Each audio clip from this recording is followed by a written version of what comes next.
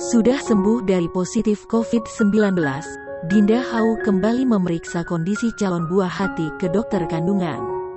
Tak sendiri, Dinda didampingi Ray Mbayang saat melakukan pengecekan USG 4 dimensi.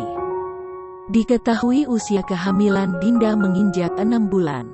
Pemilik nama asli Nyimas Khadijah Nastiti Adinda ini bersyukur calon buah hatinya sehat.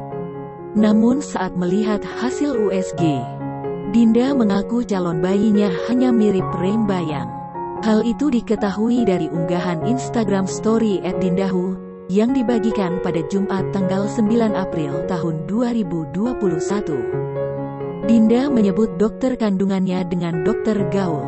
Saat melihat calon buah hatinya, Dinda tertawa lantaran posisi bayi yang begitu lucu.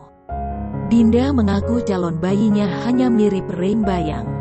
Meski begitu, Dinda tetap bersyukur janin yang dikandungkan dalam keadaan sehat. Ray tampak menyetujui bahwa calon buah hatinya mewarisi wajah tampannya.